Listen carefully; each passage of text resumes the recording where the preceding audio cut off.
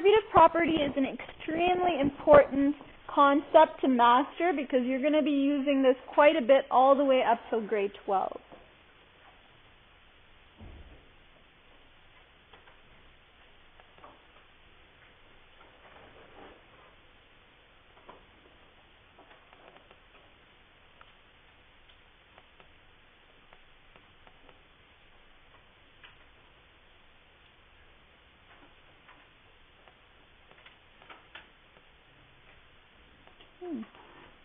Where are my tools?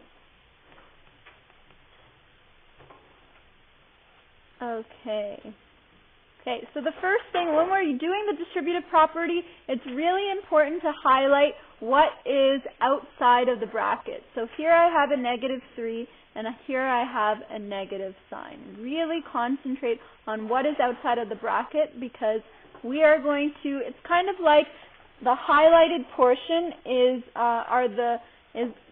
the hammer, and everything inside the brackets are the little nails. So you have to make sure that hammer hits all of the little nails and so that you're done with the problem. Now when there's a negative sign by itself, what number does that illustrate? Yep. Yes, a -1 though. So whenever you see a negative sign by itself, it helps to write in the -1. Okay, so to solve this question, and remember, showing the steps, not just doing it in your head. So I'm going to take the number that's outside of the bracket, the -3, and I'm going to multiply it by the first term in the binomial. So -3 minus 2m. Then you're going to take the -3 again and multiply it by the second number, -6. So many times I see students multiply the -3 by the first term and they forget to do it to the second term. So you have to remember. That's why I've highlighted the number. We're distributing this number to all the terms inside the bracket.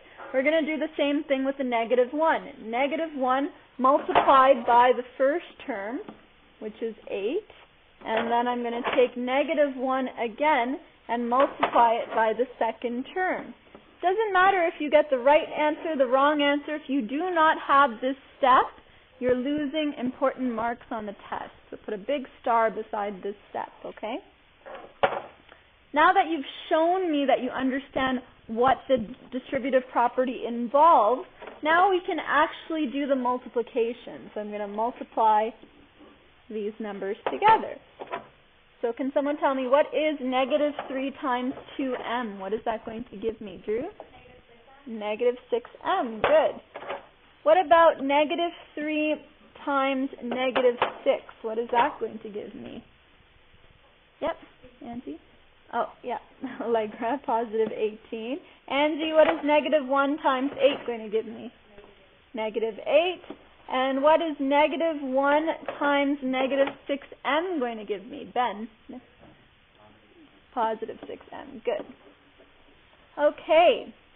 Now we can rewrite this question so that all the like terms are together. So I have -6m, +6m, +18, -8. But you'll notice that the -6m, if I can find my highlighter, and the +6m are going to cancel each other out. -6m plus 6m is going to give me 0. So I'm just left with 18 minus 8, which gives me a final answer of 10. So it's not a complicated question, but I would give you 1, 2, 3, 4 marks for this question because I'm looking for 4 particular. Now for the first 2 numbers in front of the brackets, you'll notice just like before, they're whole constant numbers. However, the second time, we have a variable involved. A letter, we have a numerical coefficient and a variable. And remember that the sign in front of the number belongs to that number. That's very important when you're doing the distributive property. So again, I'm going to require lots of space for this next question. But I'm going to grab my 2 colors so that you can differentiate between the numbers inside the brackets or the terms inside the bracket and the term that I'm distributing. So I'm going to take the 4. Oops. For first we're going to take the 4 and we're going to multiply it by the very first term, 2d.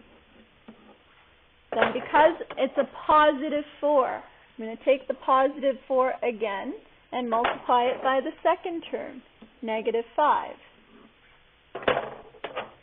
Next term that we're distributing is a positive 3. So I'm going to take that positive 3 and multiply it by my first term, d squared. And take positive 3 again and multiply it by the second term, negative 3d.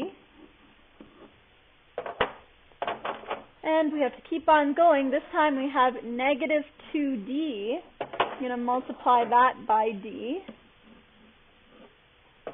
And take negative 2d again and multiply it by positive 1. So in total, I will have 1, 2, 3, 4, 5, 6 terms. 6 terms in my next line before I start grouping the common factors. So I know that 4 times 2d is going to give me a positive 8d. 4 times negative 5 is negative 20. 3 times d squared is going to give me positive 3d squared. 3 times negative 3d is a negative 9d. Negative 2d times d. What is negative 2d times d going to give me? Yeah. Negative 2d. Good. Negative 2d squared. When you have a letter multiplied by itself, like x times x is x squared. M times m is m squared. And finally, negative 2d on its own. Now, this is a question where it would be really helpful to rewrite the question in terms of like terms, because there's so many different terms. Because I know I have a positive 3d squared. Is there any other d squareds that combine with that positive 3d and g? The negative 2d squared. Good. So I've dealt with this and I've dealt with this. Now I'm looking for my d terms. I know I have a positive 8d. What are the other d terms that I'm going to combine with this positive 8d? Yeah, Melody? Good. And is there anything else? Very good. And finally, so I've dealt with all those, so the only number I'm left with is negative 20. So I know the d squareds are going to combine together to give me one type of d squared. All the d's are going to combine together, and then negative 20 is going to be by itself. 3d squared minus 2d squared. What does that simplify to? Benjamin? Yes, 1d squared. And 8d minus 9d minus 2d. What does that simplify to? Yep, in the back. Not positive. Oh, wait, you're right, because this gives me a negative 1d minus 2d. It's not a positive number, though. Does anyone know? Yep. Negative 3d. Good. That's my final answer. That required a lot of steps, especially when if we just went from here to the final answer, the chance that you'll make a mistake is very high. It's to reduce the likelihood of that, rearrange the question and list everything according to like terms, okay? This is how I want you to see it, to do it when you are doing your homework, so you get in the habit of doing it the right way before you write your test.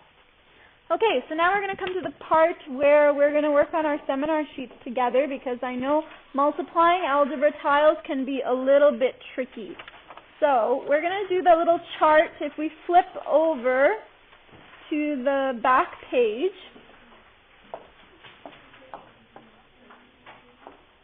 we're going to do the chart together on the back page, because you have to do drawings using algebra tiles. Okay. So remember, this is our length, this is our width. Length and width. So I want you to follow along.